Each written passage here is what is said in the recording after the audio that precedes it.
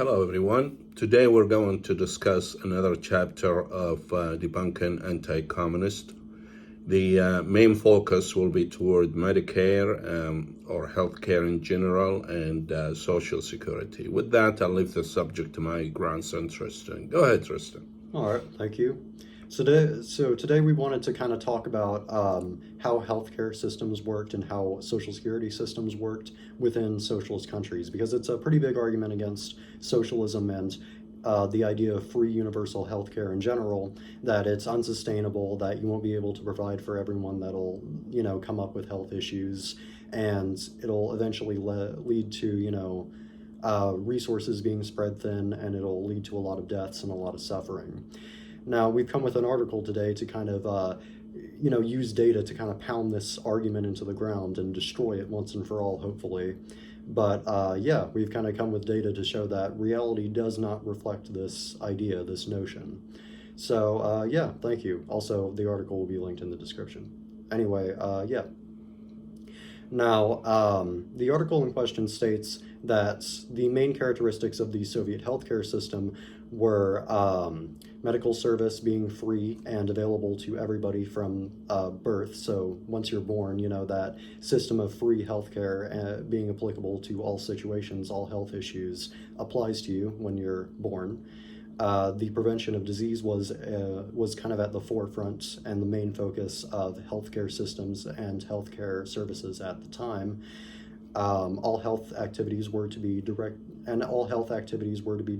and regulated by and controlled by the central state planners in the Soviet Union. So that way, medical services could be not up to the whims of the market and not up to the whims of, Insurance money. companies. Yeah, insurance companies and private institutions and monetary incentives. Instead, it could be controlled and regulated by the people and the states and the governments. So, yeah. Now, in this article, it says that, the Soviet healthcare system was infinitely better. Its benefits were far more prevalent than a lot of people like to say. In fact, the article says that it was a better healthcare system. It was a better quality healthcare system than any existing capitalist nation at the time, right?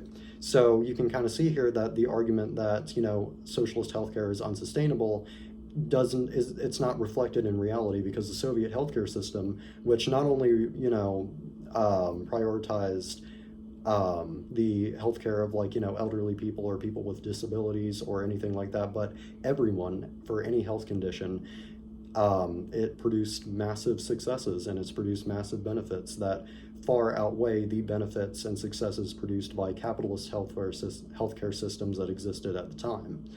And the article also goes on to say that in comparison, capitalist healthcare systems, the healthcare systems of capitalist countries that existed at the time, were very, very poor and very haphazardous in comparison to the socialist healthcare system of the Soviet Union.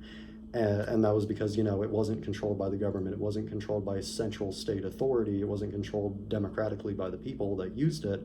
Instead, it was controlled by private institutions, private insurance companies.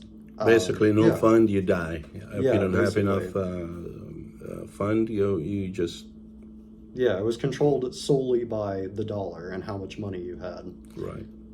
So that would pretty much wrap up the subject and wrap up the video as a whole. Thank you for watching. Thank you.